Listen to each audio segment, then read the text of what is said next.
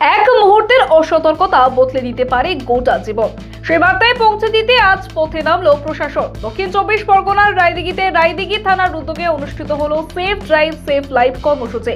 রাস্তার ধারে দাঁড়িয়ে নয়, সচেতনতার বার্তা ছড়িয়ে দিতে প্রশাসন আজ নেমে পড়লো রাজপথে। হেলমেট, ধীর গতি আর দায়িত্বশীল ড্রাইভিং, এই তিনটি জিনিসই সুরক্ষিত করতে পারে জীবন। এমনই বার্তা দেওয়া হলো সাধারণ মানুষকে। দেখুন সেই দৃশ্য। সকাল থেকে ব্যস্ত রায়দিঘি থানা চত্বর। দক্ষিণ 24 পরগনার রায়দিঘি থানার উদ্যোগে শুরু হয় সেফ ড্রাইভ সেফ লাইফ কর্মসূচি। এই সচেতনতা অভিযানে উপস্থিত ছিলেন রায়দিঘি থানার আধিকারিকরা এবং সিভিক ভলেন্টিয়ার্সরা। হাতে ফেস্টুন, প্ল্যাকার্ড, মুখে একটাই slogan, safe drive safe life. Raidighi থেকে মথুরাপুর গ্রামে প্রধান সড়ক ধরে মিছিলের আকারে এগিয়ে যান প্রশাসনের সদস্যরা। চালকদের থামিয়ে বোঝানো হয়, গাড়ি ধীরে চালান, বাইক চালানোর সময় অবশ্যই হেলমেট ব্যবহার করুন।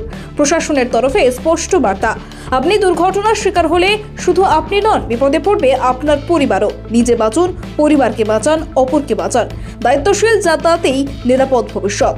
এই প্রচার শুনে বহু গাড়ির চালকই সচেতন হন। কেউ হেলমেট ঠিক করেন, কেউ গতি কমিয়ে এগিয়ে যান। রায়দিঘিতে আজকের এই কর্মসূচির মাধ্যমে ফের একবার জোরালো বার্তা, জীবনের চেয়ে দামি কিছুই নেই।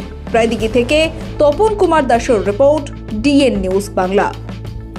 এবং লাল আলোতে গাড়ি থামিয়ে দিন। রায়দিঘি থানা পুলিশ প্রশাসন ও সুন্দরবন জেলা পুলিশের উদ্যোগে আজকের এই সেফ ড্রাইভ সেফ লাইফ প্রচার অভিযানটি রায়দিঘি থানা পুলিশ প্রশাসনের উদ্যোগে রায়দিঘি থানা এলাকার বিভিন্ন প্রান্তে রোডে, বাজারে প্রচার আকারে তুলে ধরা হলো। তাই এলাকার সর্বস্তরের জনসাধারণকে জানানো যায় যে আগামী দিনে আপনারা সবাই সতর্ক থাকুন, সজাগ থাকুন, সেফ ড্রাইভ সেফ লাইফ।